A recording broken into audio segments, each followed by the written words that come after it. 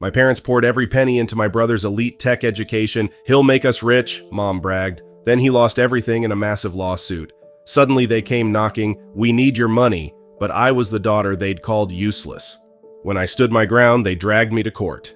My name is Jennifer, and for most of my life I felt like the invisible one in my own family. My parents, Linda and Robert, put all their focus on my younger brother, Daniel, who they believed was destined for greatness. I used to think maybe I was imagining it or being too sensitive, but deep down I knew. My parents treated Daniel as if he were a precious jewel while I was just background noise. It all reached a breaking point one morning during senior year of high school. I sat at our kitchen table, my heart pounding. I had saved every scholarship brochure, every piece of data about colleges with strong art and design programs. My dream was to become an interior designer, and I believed, maybe foolishly, that if I just showed my parents how serious I was, they would listen. Daniel, a year younger than me, was in the next room typing away on his laptop. He was always busy with some game-changing software or brilliant app idea. Even at 16, my relatives called him a tech prodigy. Meanwhile, I was finishing up my drawings in an old sketchbook, hoping anyone would notice. That morning, I took a deep breath and approached Mom and Dad with my neatly organized folder. I tried to sound calm, even though I was terrified. "Mom, Dad," I began, "I've got a plan for college. I know I can't afford it by myself, but if I get one of these partial scholarships, it won't cost you nearly as much as you might think." I handed them my folder, my pulse racing. Dad flipped through the pages, glancing at words like design school, scholarship, portfolio. Then he let out a short laugh, cold and dismissive. "Jennifer," he said, setting the folder down, "we've already set aside our education funds for Daniel. He's got real potential to do something big in tech. We need to invest where it matters." That word, invest, stabbed me like a knife. They spoke of my brother's education as a guaranteed gold mine, while seeing mine as a pointless drain. When I tried to protest, telling them about my grades and my passion for design, Mom waved her hand like she was swatting at a fly. "You can do that kind of stuff without a fancy degree," she said. "Why waste money learning to paint walls or arrange furniture? It's not a real career, honey." That conversation ended with me holding back tears, sprinting to my room and slamming the door. My heart was pounding so hard it hurt. Downstairs, I heard them continue talking about Daniel, about how this new coding competition would get him into an elite private college. They didn't even try to speak quietly. It was as if my feelings were just irrelevant. At first, I felt completely crushed, but then I remembered my grandparents, Harold and Louise. They had always asked about my drawings whenever they visited, actually looking through my sketchbooks and suggesting ideas. Grandpa loved how I used colors to make small spaces look bigger. Grandma admired the creativity in my floor plans. They were the only people in my family who truly saw me. I decided to take a chance. That afternoon, I got on a bus to their house. When Grandma opened the door, she took one look at my tear-stained face and pulled me into a hug.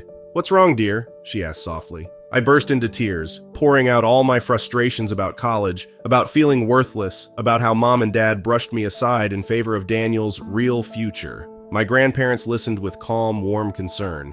Finally, Grandpa Harold patted my shoulder. "Sweetheart," he said, "I've got a small retirement fund. It's not huge, but I'd like to help. If your parents aren't willing to support you, then we will." I blinked, feeling tears well up again, this time from relief. Grandma Louise nodded. "Go chase your dream, Jennifer," she said. "We believe in you." That moment changed everything. By fall, I enrolled in a public college's interior design program. I also took on a part-time job to cover my living expenses. My grandparents' funds helped with tuition, and although it wasn't some elite private school, I was thrilled. I was finally getting the education I wanted. Meanwhile, Daniel started at a famous tech-focused college across the country, funded by a large education trust Dad set up. I didn't hear a word from my parents the whole time I was moving into my tiny dorm. My freshman year was tough. I balanced my design courses, part-time job, and volunteering for a local nonprofit that renovated shelters. I discovered I was good at using color and layout to make these shelters feel less like institutions and more like home.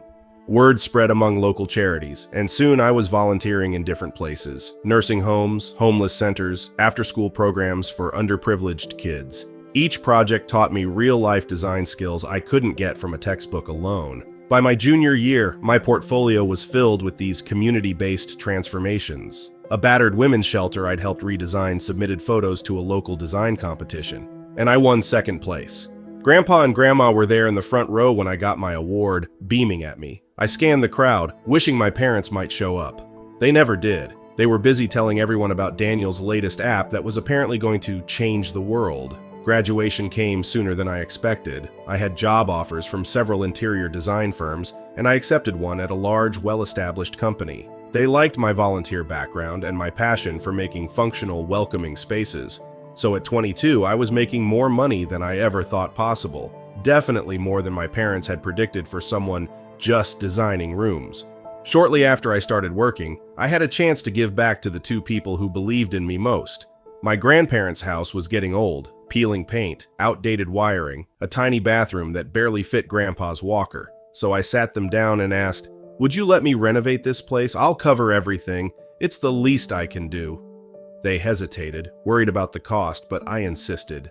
I spent weeks drawing up plans that balanced modern comforts with the nostalgic charm of the home where I'd made so many childhood memories. The renovation turned out beautifully. I replaced old linoleum with warm hardwood floors, redesigned the kitchen for Grandma's baking hobby, and installed safety features to make the house more accessible for Grandpa. When it was done, Grandma led her friends around in awe.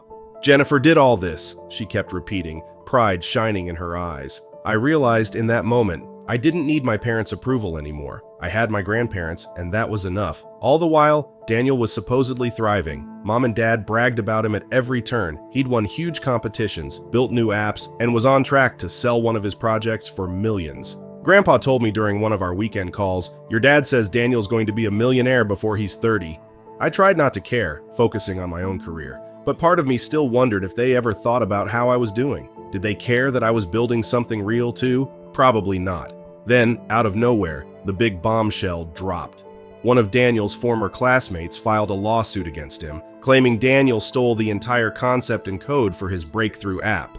Evidence poured in, emails, time-stamped code, even chat logs where Daniel basically manipulated this friend into sharing his ideas. The lawsuit demanded Daniel return all the money and pay substantial damages for intellectual property theft. Overnight, the Golden Child's reputation collapsed. Investors backed out. The tech community turned against him. The millions he'd made vanished in legal fees and restitution. My parents tried to rally support from the extended family, but the amount owed was staggering. Even my wealthier uncles shook their heads, unwilling to sink their savings into Daniel's self-inflicted mess. At this point, I was 24 and had been promoted to lead designer on a major office building project. One Tuesday morning, my secretary called me in a panic. "Jennifer, your parents are here asking to talk with you. They say it's urgent." I nearly spilled my coffee. I hadn't spoken to my parents in years, ever since that disastrous conversation at our kitchen table. But I said, "Sure, let them in." They walked into my bright open office, taking in the shelves of design awards and my large drafting table. Mom tried a wobbly smile. Dad looked stiff and embarrassed. He cleared his throat and said, "Jennifer, you've really done well for yourself." I waited. The silence stretched. Finally, Mom said, "It's about Daniel. He's in trouble. The legal bills are enormous and we're drowning in debt. We can't keep up with the loans. We need your help, financially." My chest tightened. Dad jumped in. "Look, we supported you growing up." "Supported me?" I interrupted, my voice trembling. "You refused to pay even a fraction of my tuition. Grandpa and Grandma had to do that. You literally told me I wasn't worth the investment. Now you want me to bail Daniel out of a mess he created by stealing someone else's idea?" Dad's face hardened. "He made a mistake, but family is family. Don't you think it's time to let go of the past?" I took a slow breath, trying to remain calm. "Why didn't you think of that when I asked for help with college, or even show the slightest interest in my career? I'm sorry you're in trouble, but I won't give you a single cent." They left in a swirl of anger. That evening, my phone blew up with messages from cousins and aunts, all repeating the same guilt trip. "They're your parents. How can you let them suffer?" Some even called me selfish. Others, though, who knew the full story, sent private messages of support. I stayed silent on social media, not wanting to start a public war. Just when I thought the drama had reached its peak, Grandma Louise called me with an offer I couldn't believe. She and Grandpa Harold owned an old apartment in a historic warehouse district. "We've been holding on to this place since we got married," Grandma said. "It's run down now, but that's why we want you to have it. Think of it as your next design project." I visited the space the following week. It was truly ancient. Dusty wooden floors, cracked brick walls, outdated plumbing. But I could see the potential. High ceilings, massive windows that let the sunlight pour in. A unique industrial feel. I spent hours sketching, imagining how to bring it back to life. With Grandma and Grandpa's blessing, I spent months renovating. I balanced my day job with late nights at the warehouse, directing contractors, choosing materials, designing layouts. Slowly, the place transformed into a sleek, modern loft while still preserving the old industrial charm. My grandparents dropped by to check on progress, smiling brightly at each new improvement. One evening, Grandma approached me, tears in her eyes. "We're officially transferring the deed to you, Jennifer. We're so proud of what you've done. This apartment is yours." I hugged them both, feeling a joy I'd never known. For once, everything in my life felt right. My grandparents believed in me from the start, and now they were giving me something precious. But happiness can be short-lived. A few months later, Grandpa Harold got sick and passed away unexpectedly. Grandma Louise followed soon after. Some said from a broken heart. My world turned upside down. I lost the two people who had always stood by me. At the reading of their will, it was confirmed. The apartment was legally mine, while Dad inherited their old suburban house. The difference in market value was huge. My newly renovated loft was located in an up-and-coming part of the city and worth a small fortune. I knew my father and Daniel wouldn't be happy, but I never guessed how far they'd go. One rainy afternoon, I heard a loud knock on my door. A courier handed me an envelope, a lawsuit. My father was claiming I'd manipulated Grandma into signing over the apartment, alleging undue influence on an elderly woman. He wanted the court to declare the transfer invalid so he could sell the loft and use the money to bail Daniel out of debt. My head spun. Anger, grief, betrayal, they all hit me at once. I spent sleepless nights gathering evidence, text messages from Grandma discussing how excited she was for me to renovate, voicemails she'd left describing memories in the apartment and how proud she was of my progress.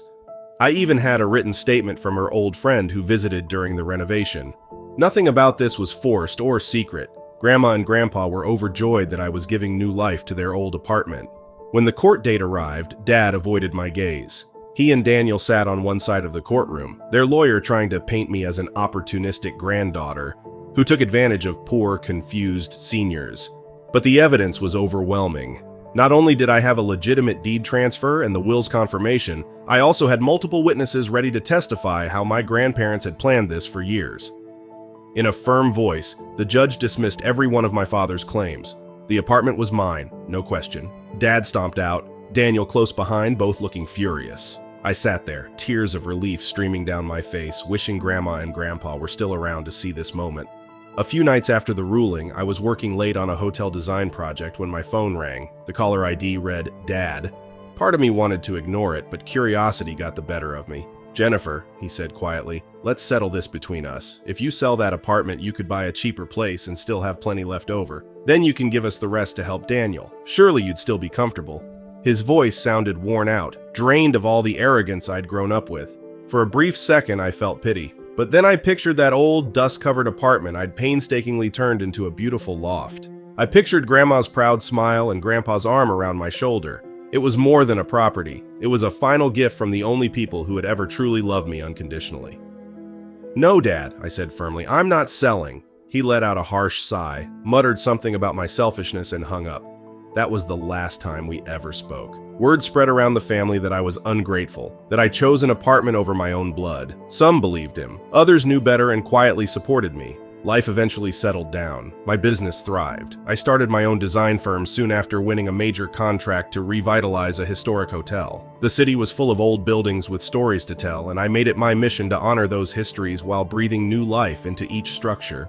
My loft became both my home and my personal showcase. Clients often visited and admired the open kitchen, exposed brick walls, and custom furniture I'd designed. Sometimes I would stand by the giant windows, gazing over the city lights, thinking about Grandma and Grandpa. Their photos hang on a small wall nearby, reminding me daily of their belief in me. Without their support, I'd never have reached this level of success, and I certainly wouldn't own this beautiful loft that symbolized everything they taught me: hope, hard work, and love that doesn't play favorites. I've learned that family isn't just about blood, it's about who genuinely cares, who invests time and encouragement in your dreams. My grandparents were my true family, and I honor them by living the life they helped me build. I share this story not to seek sympathy, but to show that we all have a choice. Even when the people closest to you say you're not worth it, you can still find a path to success and happiness. Sometimes the ones who truly see your value aren't the ones who raised you. And sometimes letting go of those who tear you down is the only way to make room for the love and support you actually deserve.